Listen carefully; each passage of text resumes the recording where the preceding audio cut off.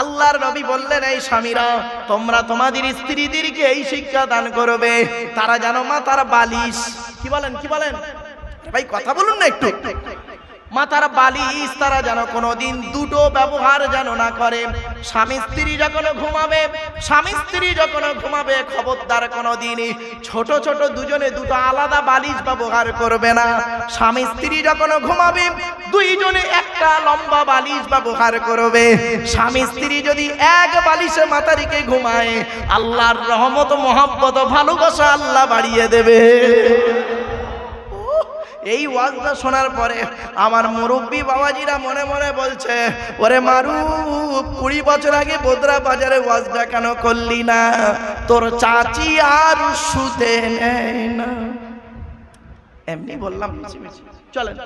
এরপরে নবীজি বললেন, এই স্বামীরা তোমরা তোমাদের স্ত্রীদেরকে তোমরা যেমন খাবে স্ত্রীদের তেমন খাওয়াবে, তোমরা যেমন পরবে স্ত্রীদের তেমন পরাবে। তা বলে প্যান্ট গেঞ্জি পরাতে বলিনি বাবা। তুমি দামি দামি জামা কাপড় পরেছো আর তোমার বউকে মিলুয়ার অনুসারী বাজারে কেউ নেয় না। চৈত্র মাসে ছেলের শাড়ি পরিয়েছো, এটা আদর্শবান স্বামীর পরিচয় নয়। এরপরে নবীজি বললেন, এই স্বামীরা তোমরা তোমাদের স্ত্রীদেরকে নামাজের শিক্ষা দেবে, তোমরা তোমাদের স্ত্রীদেরকে ভাষা শিক্ষা দেবে, তোমরা তোমাদের স্ত্রীদেরকে আদবের শিক্ষা দেবে, তোমরা তোমাদের স্ত্রীদেরকে নিয়ে মাঝে মাঝে বেড়াতে বেরোবে। মাঝে মাঝে বউকে নিয়ে বেড়াতে যাবেন, ইকোপার নিকোপার, চিড়িয়াখানা, ভিক্টোরিয়া, জাদুঘর, তারামণ্ডল। পরের বউ না নিয়ে গিয়ে নিজের বউটাকে নিয়ে যাবেন, আল্লাহ খুশি হবে। আর পরের বউ নিয়ে গেলে শয়তান খুশি হবে। আর পরের বউ নিয়ে গেলে না, নিজের বউ নিয়ে গেলে কোনো টেনশন নেই। চিড়িয়াখানায় নিজের বউ নিয়ে বেড়াতে যাবেন, কোনো টেনশন নেই। আর পরের বউ নিয়ে গেলে কিরম করবে জানেন? আমার দিকে তাকান, সব আমার দিকে তাকান। পরের বউ নিয়ে গেলে খালি এমন করবে, চোরের মতো খালি এমন করছে, জানবেন বউটা নিজের নয়, পরের বউ। এরপরে নবীজি বললেন, এই স্বামীরা শোনো, তোমরা তোমাদের স্ত্রীদের গালে প্রথম খাবারটা তুলে দেবে। আল্লাহর নবী বলেছেন, কোন স্বামী যদি তার স্ত্রীর গালে প্রথম খাবার তুলে দেয়, সদকা করলে যে নাকি আল্লাহ দেয়, ওই নাকি স্বামীর আমলনামায় আল্লাহ লিখে দেয়। বইয়ের গালে কোনোদিন তো খাবার তুলে দেননি। শুধু তাই নয়, এরপরে নবীজি বলেছেন, এই স্বামীরা তোমরা তোমাদের স্ত্রীদের কাজের সহযোগিতা করবে। বুখারীর হাদিস, আল্লাহর নবী তার স্ত্রীদেরকে 3টে কাজ করে দিতেন মাঝে মাঝে। কটা আল্লাহর নবী তার স্ত্রীদের 3টে কাজ করে দিতেন। আজ থেকে বাড়িতে গিয়ে বাবা কাল থেকে 3টে কাজ করার চেষ্টা করবেন। আল্লাহর নবী বলেন, আল্লাহর নবীর স্ত্রী আম্মা আয়েশা বর্ণনা করছেন, আল্লাহ রাসূল স্ত্রীদের 3টে কাজ করে দিতেন। 1 নাম্বার নবীজি করতেন কি? ঝাঁটাখানা নিয়ে, ঝাড়ু দিয়ে ঘর বারান্দাটা ভালো করে ঝাড়ু দিয়ে দিতেন। 2 নাম্বার নবীজি কি করতেন? ঘর থেকে থালা বাসনগুলো বের করে কুয়া থেকে নবী পানি তুলে নিজে হাতে থালা বাসনগুলো মাঝে মাঝে নবীজি মেজে দিতেন। 3 নাম্বার নবীজি করতেন কি? আম্মা আয়েশা বলছেন, আল্লাহর নবী এত আদর্শবান ব্যক্তি ছিলেন, যিনি মাঝে মাঝে করতেন কি? আমার রান্নার কাজের সহযোগিতা করে দিতেন। তাহলে 1 নাম্বার, কিয়ামতের মাঠে আপনাকে ধরা হবে আপনি স্বামী হিসেবে কতটা দায়িত্ব পালন করেছেন। বাড়ি থেকে ভাববেন। আল্লাহর নবী বলেছেন, স্ত্রীর পিতামাতার গালি দেওয়া হারাম। স্ত্রীর পিতামাতার গালি দেওয়া হারাম। বউয়ের বাপকে কত গালি দিয়েছেন, মাকে গালি দিয়েছেন, ভালো করে হিসাব করে দেখবেন। ঈদের দিনে সিমাই করতে একটু মিস্টেক করেছে, দেরি করেছে, মরা বাপটাকে কবর থেকে তুলে এনেছিলেন, মরা মাটাকে কবর থেকে তুলে এনেছে, আবার ভালো জামা কাপড় পরে ঈদের নামাজে গিয়ে ঈদের নামাজ পড়ে ইমাম সাহেবের বুকে বুকে মিনতেছে, তোর ঈদের নামাজই কবুল হবে না। কোথায় আছেন আপনি? ধর্ম কোথায়? ধর্ম দেখাচ্ছেন। বাড়ি থেকে ভাববেন এগুলো। তাহলে 1 নাম্বার হলো পুরুষদের প্রথম প্রশ্ন হলো স্বামী হিসাবে কতটা দায়িত্ব পালন করেছো। 2 নাম্বার হলো পিতা হিসাবে কতটা দায়িত্ব পালন করেছো। আল্লাহর নবী বলেছেন, প্রত্যেক পিতামাতার দায়িত্ব হলো ছেলে এবং মেয়ের উপরে 3টি।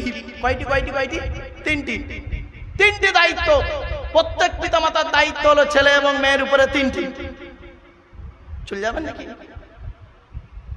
প্রত্যেক পিতামাতার দায়িত্ব হলো ছেলে এবং মেয়ের উপরে কটি বাবা? তিনটি। হাদিস عن أبي هريرة رضي الله تعالى عنه قال قال رسول الله صلى الله عليه وسلم حق الوالد على الولد ثلاثة أشياء। আল্লাহর নবী বলেছেন প্রত্যেক পিতামাতার দায়িত্ব হলো ছেলে এবং মেয়ের উপরে তিনটি। এক নাম্বার হলো আইয়াকসিনা ইসমাহু, ছেলে মেয়ে জন্মগ্রহণ করলে সুন্দর সুন্দর নাম রাখতে হবে। এক নাম্বার দায়িত্ব পিতামাতা, শুনে নিন, সুন্দর নাম রাখতে হবে। ডান কানে আজান দিতে হবে, বাম কানে ইকামত দিতে হবে। অর্থ থাকলে আকিকা করতে হবে। বাবা এক নাম্বারের তিনটে ব্যাখ্যা কোন বাম্মা করেছেন বাড়ি থেকে ভাববেন। বাবা আমার আত্মীয়, আপনাদের এলাকার মানুষ, ভাইরা ভাই, বুঝলেন? এনারই শ্বশুর কয়েকদিন আগে ইন্তেকাল করলেন। পরোপকারী মানুষ ছিলেন বেচারা, আল্লাহ তাকে জান্নাত নসিব করুন, বলুন আল্লাহুম্মা আমিন। আমার বাপেরা, এবার আসছি দুই নাম্বার হলো ওয়াইদা ওয়ালাদা ওয়া ইউআল্লিমুহুল কিতাবা। পিতামাতা হল খালি জন্ম দিলে বাপ হওয়া যায় না, আর পেটে ধরলে মা হওয়া যায় না। বাম্মা হতে গেলে অনেক দায়িত্ব আছে, এই দায়িত্বগুলো পালন করার চেষ্টা করবেন বাড়িতে গিয়ে। এক নাম্বার হলো কি, সুন্দর নাম রাখতে হবে ছেলে মেয়ে জন্মগ্রহণ করলে। দুই নাম্বার নবীজি বললেন ওয়াইদা ওয়ালাদা ওয়া ইউআল্লিমুহুল কিতাবা, ছেলে মেয়ে যখন কথাবার্তা বলতে শিখবে তাদেরকে লেখাপড়া শেখাবে, কোরআনের শিক্ষা দেবে। এই জন্য নবীজি বলেছিলেন উতলুবুল ইলমা মিনাল মাহদি ইলাল লাহাদ, দোলনা থেকে নিয়ে কবর পর্যন্ত লেখাপড়া শেখো। যে জাতি লেখাপড়ায় পিছিয়ে সে জাতি সব দিকে পিছিয়ে। শুনে রেখে দিন, কোরআনে আছে 82 জায়গায় বিভিন্ন অ্যাঙ্গেলে নামাজের কথা। কত জায়গা বাবা? জোরে বলুন। 82 জায়গায় বিভিন্ন অ্যাঙ্গেলে নামাজের কথা আছে, আর 92 জায়গায় আছে লেখাপড়ার কথা। তো কোন সংখ্যাটা বেশি, 82 না 92? তাহলে লেখাপড়ায় পিছিয়ে কেন মুসলমান? বাড়ি থেকে ভাববেন। তিন নাম্বার নবীজি বললেন ওয়াইজা বালাগা ওয়াইজা বিজা ওয়াইজা আদরাকা। আল্লাহর নবী বলেন ছেলে মেয়ে যখন প্রাপ্ত বয়স্ক হবে, যৌবন তাদের যখন ফুটবে, পাত্র পাত্রী থেকে তাদের বিয়ের ব্যবস্থা করবে। ছেলে বড় হয়ে গেছে, মেয়ে বড় হয়ে গেছে, হাজি সাহেবের ছেলে বড় হয়ে গেছে, 35 বছর বয়স, ছেলের বিয়ে দেয়নি। মেয়ের বয়স হয়ে গেল 30 বছর, মেয়ের এখনো বিয়ে দেয় না। আর ওই মেয়ে যদি জেনায় লিপ্ত হয়, তোর হাজিগিরি ছেড়ে যাবে, সমস্ত পাপ ওই বাপ আর মায়ের ঘাড়ে পড়বে। আল্লাহর নবী বলেছেন ওয়াইজা বালাগা ওয়াইজা বিজা ওয়াইজা আদরাকা, যখন ছেলে মেয়ে যখন প্রাপ্ত বয়স্ক হবে, যৌবন তাদের যখন ফুটবে, পাত্রপাত্রী থেকে তাদের বিয়ের ব্যবস্থা করে দেবে। তাহলে এক নাম্বার হলো কি, কিয়ামতের মাঠে পুরুষের প্রথম দায়িত্ব কি, কোনটা হিসাবে ধরবে? ভুলে গেছেন? স্বামী হিসাবে। দ্বিতীয় পিতা হিসাবে কতটা দায়িত্ব পালন করেছেন আপনারা? ছেলের হক আদায় করেছেন? বাড়ি থেকে ভাববেন। 3 নাম্বার আসছি, ছেলে হিসাবে কতটা দায়িত্ব পালন করেছেন, অর্থাৎ পিতামাতার সেবা করেছেন কিনা। শুনে রেখে দিন, আল্লাহর নবীদের পরই স্থান হলো বাপ আর মায়ের। আমি খালি কোরআনের দলিলগুলো দিচ্ছি, খালি আপনারা গুনতে শুরু করুন। কোরআনের কোথায় কোথায় বাম্মার সেবা করতে হবে খালি শুনে নিন। 1 নম্বর পারার 11 নম্বর পৃষ্ঠা 12 নম্বর লাইন, সূরার নাম সূরা বাকারা, ওয়াবিল ওয়ালিদাইনি ইহসানা, বাম্মার সেবা যত্ন করো। 2 নম্বর পারার 12 নম্বর পৃষ্ঠা 13 নম্বর লাইন, সূরার নাম সূরা বাকারা, ইয়াসআলুনাকা মাযা ইউনফিকুন কুল মা আনফাকতুম মিন খায়রিন ফালিল ওয়ালিদাইনি ওয়াল আকরাবিন। আল্লাহ বলেছেন টাকা পয়সা সর্বপ্রথম তোমরা তোমাদের বুড়ো বুড়ি বাম্মার পিছনে ব্যয় করবে, আল্লাহ খুশি হয়ে যাবে। তাহলে সর্বপ্রথম টাকা পয়সা কার পিছনে ব্যয় করতে হবে? এই জোরে বলুন। বাপ আর মায়ের পিছনে। গাছের প্রথম ফলটা বাপকে খাওয়াবেন, মাকে খাওয়াবেন। এরা মনীষের বাচ্চা, মুসলমানের বাচ্চা, গাছের প্রথম ফলটা বুড়ো বুড়ি বাম্মান না খাইয়ে মলি সাহেবের খাওয়াচ্ছ, পীর সাহেবের খাওয়াচ্ছ। তো জন্মদাতা বাপকে খাওয়াবে, পেটে ধরা মাকে খাওয়া। আল্লাহর কোরআনের দলিল। বাপের ব্যাটার মতো বলে যাচ্ছি, এ কথা আগে বলতাম না। আল্লাহ পাক কোরআনে বলেছেন সর্বপ্রথম টাকা পয়সা ব্যয় করবে বাপ আর মায়ের পিছনে।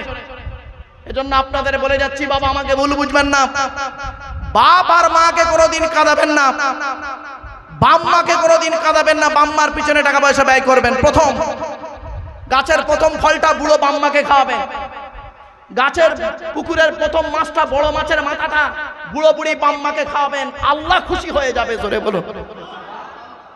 দলিলগুলো দিচ্ছি, শুনে নিন। 5 নম্বর পারা 3 নম্বর পৃষ্ঠা 3 নম্বর লাইন, সূরার নাম সূরা নিসা 36 নম্বর আয়াত। ওয়া আবুদুল্লাহ ওয়া লা তুশরিকু বিহি শাইয়্যা ওয়া বিল ওয়ালিদাইনি ইহসানা, বাম্মার সেবা যত্ন করো। আরেকটা দলিল দিচ্ছি, 8 নম্বর পারা 7 নম্বর পৃষ্ঠা 11 নম্বর লাইন, সূরার নাম সূরা আনামের 151 নম্বর আয়াত। লা তুশরিকু বিহি শাইয়্যা ওয়া বিল ওয়ালিদাইনি ইহসানা, বাম্মার সেবা যত্ন করো। 15 নম্বর পারা 3 নম্বর পৃষ্ঠা 7 নম্বর লাইন, সূরার নাম সূরা বানী ইসরাঈল। ওয়া ক্বাদা রাব্বুকা আল্লা তা'বুদু ইল্লা ইয়্যা ওয়া বিল ওয়ালিদাইনি ইহসানা, বাম্মার সেবা যত্ন করো। আরেকটা আসছে 20 নম্বর পারা 16 নম্বর পৃষ্ঠা 3-4 নম্বর লাইন, সূরার নাম সূরা আনকাবুত। ওয়া ওয়াসাইনাল ইনসানা বিওয়ালিদাইহি হুসনা, বাম্মার সেবা যত্ন করো। 21 নম্বর পারার 11 নম্বর পৃষ্ঠা 6-7 নম্বর লাইন, সূরার নাম সূরা লোকমান।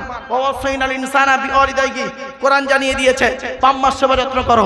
26 নম্বর পারা 2 নম্বর পৃষ্ঠা 11-12 নম্বর লাইন, সূরার নাম সূরা আকাব। ওয়া ওয়াসাইনাল ইনসানা বিওয়ালিদাইহি ইহসানা হামালাতহু উম্মুহু কুরহা ওয়া ওয়াদাতুহু কুরহা ইলা আখিরিল আয়া, বাম্মার সেবা যত্ন করো। সুতরাং বাপ আর মাকে কোনোদিন কাঁদাবেন না। এরপরে নবীজি বলেছেন, শুনে নিন, আল্লাহর নবীর কাছে একজন ব্যক্তি এসে বলছেন, ইয়া রাসূলুল্লাহ, আমি যুদ্ধের ময়দানে গিয়েছিলাম, এসে দেখছি আমার মা মারা গেছে, আমি কি করতে পারি বলুন। নবীজি বললেন, শোনো, তুমি তোমার মায়ের জন্য দুটো কাজ করবে। 1 নাম্বার কি করবে? তুমি তোমার মায়ের রুহে মাগফিরাতের দোয়া চাইবে। 2 নাম্বার, মায়ের জন্য দান খয়রাত করবে, কবরে শুয়ে শুয়ে সওয়াব পাবে। আপনাদের বাপ মারা গেছে, মা মারা গেছে, আপনারা দয়া করে বাম্মার কবরটা জিয়ারত করবেন। আল্লাহর নবী বলেছেন, মান যারা কবর আবাওয়াইহি আও আহাদিহিমা ফি কুল্লি জুমআতিন গুফিরা লাহু ওয়া কুতিবা লাহু বারাআ। নবী বলেন, জুম্মার দিনে যদি কোনো ছেলে তার বাপ আর মায়ের কবরটা জিয়ারত করে, ওই ছেলের দোয়ার ওসিলায় বাম্মার কবরটাকে আল্লাহ পাক আলোয় আলোকিত করে দেয়। জুম্মার দিনে বাম্মার কবর জিয়ারত করো না, মাম্মার কবর জিয়ারত করো না, গাজী বাবার কবর জিয়ারত করতে যাও জুম্মার দিনে। আমি তোমাকে নিষেধ করিনি, আমি তোমাকে ঘুটিয়ারির মাজার জিয়ারত করতে নিষেধ করিনি, তবে ঘুটিয়ারি মাজার জিয়ারত করার আগে তোমার জন্মদাতা বাপের কবরটা জিয়ারত করো, নবীজি বলেছেন। শুক্রবারে যদি কোনো ছেলে তার বাপ আর মায়ের কবরটা জিয়ারত করে, ওই ছেলের দোয়ার ওসিলায় বাম্মার কবরটাকে আল্লাহ আলোয় আলোকিত করে দেয়। জোরে বলুন। আরেকটা হাদিস, আন উমামা রাদিয়াল্লাহু তাআলা আনহু সুইলা নবী সাল্লাল্লাহু আলাইহি ওয়াসাল্লাম মা হাক্কুল ওয়ালিদি আলা ওয়ালাদিহি। নবীজিকে জিজ্ঞাসা করা হলো, ছেলে মেয়ের প্রতি কি দায়িত্ব আছে বাম্মার, আপনি বলুন। নবীজি বললেন, হুমা জান্নাতুকা ওয়া নারুকা, তোমাদের বাপ আর মা হলো তোমাদের জন্য জান্নাত, তোমাদের বাপ আর মা হলো তোমাদের জন্য জাহান্নাম। কোথায় আছেন আপনি? আরেকটা হাদিস দিচ্ছি, আন আব্দুল্লাহ ইবনে আমর রাদিয়াল্লাহু তাআলা আনহু قال جاء رجل الى رسول الله صلى الله عليه وسلم اني اريد الجهاد يا رسول الله। একজন যুবক ছেলে নবীজির কাছে এসে বলছেন, হুজুর, যুদ্ধের ময়দানে শহীদ হতে চাই। আল্লাহর নবী বললেন, ক্বালা হাইয়ুন আবাওয়াকা, তোমার বাপ আর মা কি জীবিত আছে? নবীজি বললেন, ছেলেটি বললেন, ক্বালা নাম, জি হ্যাঁ। নবীজি বললেন, ক্বালা ফাপিগমা ফাজাহিদ, চলে যাও, বাম্মা সেবা যত্ন করো, বাম্মা যদি খুশি হয়ে যায় তুমি শহীদের মর্যাদা পেয়ে যাবে। কোথায় আছেন আপনি? বাপকে কাঁদিয়েছেন, মাকে কাঁদিয়েছেন, বাপ মরে গেল, মা মরে গেল, একবারও তার কবরটা জিয়ারত করলেন না। বাপের কবরটায় কি অবস্থায় জঙ্গলের মধ্যে পড়ে আছে, কেন বাপের কবরটা মায়ের কবরটা পরিষ্কার পরিচ্ছন্ন করে রাখতে পারেন না? পরিষ্কার পরিচ্ছন্ন করে জুম্মার দিনে জিয়ারত করতে পারেন না?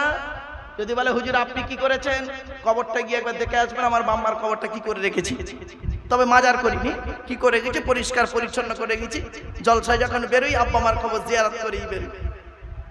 বাবা, বাস্তবটাই বলে যাচ্ছি, বাম্মার নামে গরিব ফকির খাওয়াতে পারেন না? আল্লাহ আপনাদের এত টাকা দিয়েছে, বাম্মার নামে প্রতি বৃহস্পতিবারে কি শুক্রবারে বাম্মার নামে 4টে ফকির খাওয়াতে পারেন না? যদি বলেন, হুজুর আপনি কি করেন, খাওয়াই বাবা। বাস্তবটাই বললাম, বাস্তবটাই বলে যাচ্ছি আপনাদের। আল্লাহর রহমত নাজিল হবে, আল্লাহর রহমত নবী পাকের কদমে ছিল, বাম্মা ওস্তাদ পীরের দোয়ার ছিল, আল্লাহ পাক আজকে এই জায়গায় এনেছে। বাস্তবটা আপনাদের বলে যাচ্ছি, আপনারাও চেষ্টা করুন, আপনারাও চেষ্টা করুন, বাম্মার সেবা যত্ন করুন, বাম্মাকে কোনোদিন কাঁদাবেন না, ছেলের দায়িত্ব পালন করুন। তাহলে 1 নাম্বার হলো স্বামী হিসাবে, 2 নাম্বার বাপ হিসাবে, 3 নাম্বার ছেলে হিসাবে, 4 নাম্বার ভাই হিসাবে কি দায়িত্ব পালন করেছো? ভাই, বাপ মরে গেছে, বড় ভাই বেঁচে আছে, বাপ মরে গেছে, বড় ভাই বেঁচে আছে, ছোট ছোট ভাইদের সম্পত্তি ভাই বড় ভাই নিজের নামে রেকর্ড করে বসে আছে। উনি আবার হাজী সাহেব। ছি ছি, ওকে হাজী সাহেব বলতেই ঘৃণা লাগে। আল্লাহর কোরআন বলেছে, আমি বলি নাই, ইন্নাল্লাযীনা ইয়াকুলুনা আমওয়ালাল ইয়াতামা যুলমান ইন্নামা ইয়াকুলুনা ফি বুতুনিহিম নারা ওয়া সায়াসলাউনা সাঈরা। 4 নম্বর পারা 17 নম্বর পৃষ্ঠা 14 নম্বর লাইন, সূরার নাম সূরা নিসা 10 নম্বর আয়াত। আল্লাহ বলছেন, নিশ্চয়ই যারা ইতিমের মাল ভক্ষণ করে, ইতিমের টাকা খেয়ে নেয়, ইতিমের মাল খেয়ে নেয়, তারা তাদের পেটে নরকের আগুনগুলো ঢোকাতে শুরু করে। মনে রাখবেন, কঠিন পাপ কাজ হলো মদ খাওয়া যেমন হারাম, সুদ খাওয়া তেমন হারাম, বিয়ের পণ্য নেওয়া তেমন হারাম, জমির আল চুরি করা তেমন হারাম, মিথ্যা কথা বলা তেমন হারাম, আর ইতিমের মাল খেয়ে নেওয়াটাও তেমন হারাম। আল্লাহ পাক কোরআনে বলেছেন, ইতিমের মাল খাবে না। লা তাকরাবু মালাল ইয়াতীমি ইল্লা বিল্লাতী হিয়া আহসান। সূরা বনী ইসরাঈলে বলা হয়েছে, খবরদার ইতিমের মালের ধারে বাড়ে যাবে না। অনেকে আছে দেখবেন ইতিমের মাল খাওয়ার জন্য প্রস্তুত হয়ে আছে। বাস্তব বলে যাচ্ছে, আজকের আপনারা ইতিমের মাথায় হাত বুলাবেন। আল্লাহর নবী করতেন কি হাদিস, মানজারা, আল্লাহর নবী করতেন কি মান আবায়াত, আল্লাহর নবী বলেছেন মান আবায়াতিমান। ঘটনাটা বলি আপনাদেরকে। নবীজি মদিনার বাজারে যখন বেরোতেন, বাচ্চা বাচ্চা ছেলেদের দেখতে পেলে বাচ্চারা কি করতো, নবীজিকে সালাম দিত। নবীজি বাচ্চাদের সালাম দিতেন, আর নবীজি বলতেন, তোমার নাম কি? বাচ্চা তার নাম বললো। তোমার বাপের নাম কি, মায়ের নাম কি বললো। নবীজি জিজ্ঞাসা করতেন, তোমার আব্বা মা বেঁচে আছে? ওদের মধ্যে যদি কোনো বাচ্চা বলতো আমার আব্বা মা দুজনেই মারা গেছে, তখন করতো কি জানেন? নবীজি ওই বাচ্চাটাকে বুকে জড়িয়ে ধরে বলতেন, তোমার বাম্মা কেউ নেই, আমি মোহাম্মদ, আমার বাম্মাও কেউ নেই। তো নবীজি বলতেন, মান আবা ইয়াতীমান ইলা তুআমিহি ওয়া শারাবিহি আওজাবাল্লাহু লাহুল জান্নাহ। আল্লাহর নবী বলেন, কোন ব্যক্তি যদি কোনো ইতিমের মাথায় হাত বুলায়, ইতিমের মাথায় হাত বুলায়, ইতিমকে পানি পান করায়, ইতিমের আশ্রয় দেয়, ইতিম বাচ্চাকে খাবার খাওয়ায়, বাম্মাহারা সন্তানকে যদি কেউ খাবার খাওয়ায়, বাম্মাহারা সন্তানকে যদি কেউ আশ্রয় দেয়, আল্লাহ রাসূল বলেছেন, আওজাবাল্লাহু লাহুল জান্নাহ, ওই ব্যক্তির জন্য জান্নাত ওয়াজিব হয়ে যায়। কোথায় আছেন আপনি? ইতিমের মাল খেয়েছেন, ইতিমের সর্বনাশ করেছেন, করে আপনি ফেরেশতা বেনে গেছেন এখন। বাহ, এবার আসছি, তাহলে স্বামী হলো, পিতা হলো, ছেলে হলো, ভাই হলো। 5 নাম্বার, চাচা হিসাবে কতটা দায়িত্ব পালন করেছেন? চাচা বাবা, চাচা যারা হয়েছেন, ভাইপোদের সম্পত্তি নেবেন না, চেষ্টা করবেন ভাইপোদের হকটা আদায় করতে। 6 নাম্বার হলো কি জানেন? 6 নাম্বার হলো দুলাভাই বোঝেন? দুলাভাই, বোনাই হিসাবে কতটা দায়িত্ব পালন করেছো। আর দেওর হিসাবে, আল্লাহর নবীর কাছে মেয়ে ছেলেরা এসে বলেছিলেন, ইয়া রাসূলুল্লাহ, আমরা কাকে বেশি ভয় করব? নবীজি বললেন, তোমরা দেওর থেকে দূরে সরে থেকো। দেওর হলো মৃত্যুর মতো খতরনাক জিনিস। সুতরাং দেওর আর দুলাভাই থেকে দূরে দায়িত্ব পালন করুন। এরপরে আসি 7 নাম্বার। 7 নাম্বারে বলা হয়েছে ফুপা আর খালু। খালু বোঝেন তো? খালার বর খালু, আর ফুপুর বর ফুপা। আপনারা কি বলেন? বেটি বলেন নাকি? জামাই বাবু বলেন, যাই হোক, এই দায়িত্ব পালন করুন। 7 নাম্বার। 8 নাম্বারে বলা হয়েছে মামা হিসাবে কতটা দায়িত্ব পালন করেছেন। মামা যারা হয়েছেন, মামা হিসাবে কতটা দায়িত্ব পালন করেছেন। 9 নাম্বার হলো দাদু হিসাবে কতটা দায়িত্ব পালন করেছেন। দাদু মানে বাপের বাপ। এখানে অনেক দাদা বসে আছে, দাদু বসে আছে। বাপের 4টে ছেলে, বড় ছেলেটা পয়সা দেয় বলে বড় ছেলেকে খালি লজেন কিনে দেয়, বিস্কুট কিনে দেয়, আর ছোট ছেলেটা গরিব, কিছু দিতে পারে না, ওর ছেলে মেয়েকে দেখে না, ওকে দাদু বলতেই ঘৃণা লাগে। অনেক দাদু আছে, ওরা আবার গালে দাড়ি রেখেছে, নামাজও পড়ে, ঠিক না বেঠিক? 10 নাম্বার হলো নানা হিসাবে কতটা দায়িত্ব পালন করেছেন। নানা অনেক নানা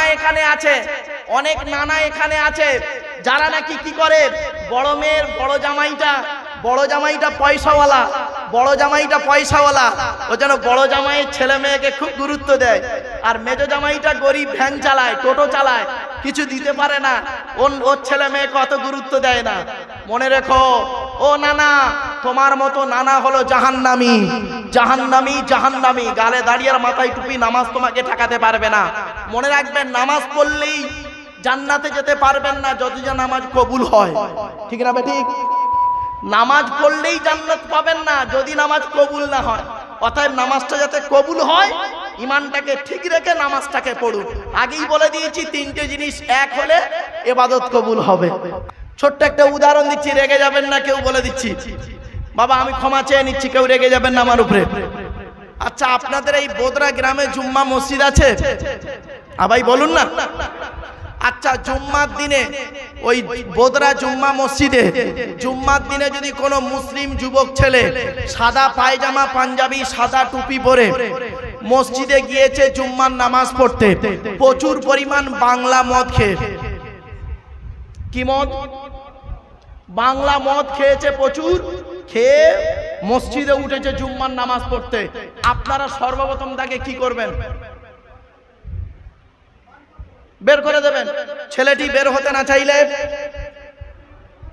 মেরে বের করে দেবেন। ছেলেটির অপরাধ, মদ খেয়েছে, মদ হারাম জিনিস, মসজিদ পবিত্র স্থান, তাই বের করে দিলেন। বের হতে চাইল না, মেরে বের করে দিলেন। হ্যাঁ বাবা, বোদরার মানুষ মদখোরকে মসজিদ থেকে মেরে বের করে দিলে আর সুদখোরটাকে মসজিদের সেক্রেটারি বানিয়ে দিলে। বাহ, কি আজীব ধর্ম! মদখোরটাকে মেরে বের করে দিলে আর জমির আল চুরি করেছে, মানে হক মেরে খেয়েছে, পাপ করে করে শেষ করেছে, বাপের হক আদায় করে না, মার হক আদায় করে না, ভাই বোনের ফারাইজি অংশ দেয় না, তাকে মসজিদের সেক্রেটারি বানিয়ে দিলে বুঝি। চলুন, আমরা এমন মানুষ না, আমরা এমন মানুষ, রাগ করবেন না কেউ, আমরা এমন মানুষ 100 টাকার চোরকে গাছে বেঁধে মারি, 100 টাকার চোরকে গাছে বেঁধে মারি, 1000 কোটি টাকার চোরকে স্টেজে তুলে ফুলের তোড়া দিয়ে সংবর্ধনা জানাই। আমরা এমন মানুষ, আমরা এমন মানুষ না, দুধওয়ালাকে বলি দুধে পানি দিসনি তো, আর মদে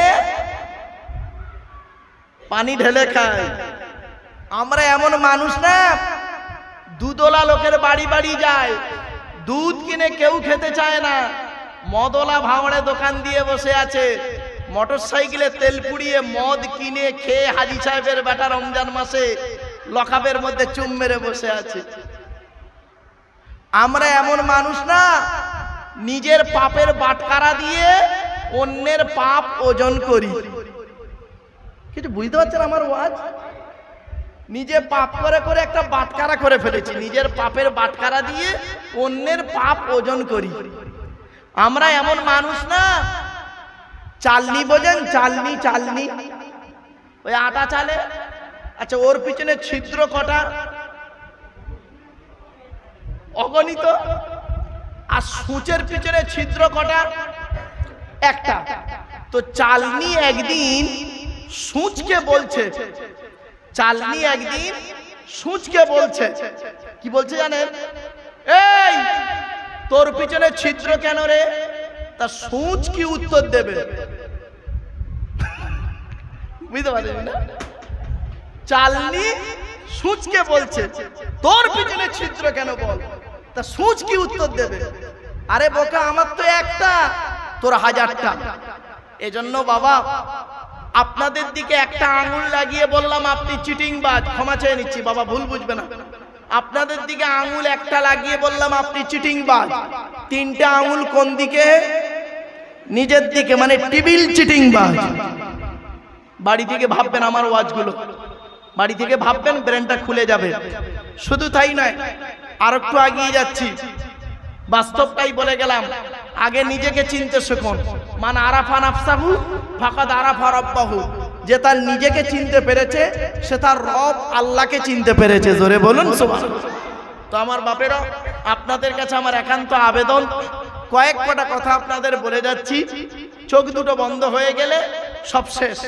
কিয়ামতের মাঠে 2 দিকের প্রশ্ন হবে, এটাই শেষ আলোচনা। কিয়ামতের মাঠে কদিকের প্রশ্ন হবে? জোরে বলুন। 2 দিকের প্রশ্ন হবে। 1 নাম্বার কি? আল্লাহর তরফের প্রশ্ন। 2 নাম্বার হলো বান্দার তরফের প্রশ্ন। আল্লাহর তরফের প্রশ্ন কি হবে?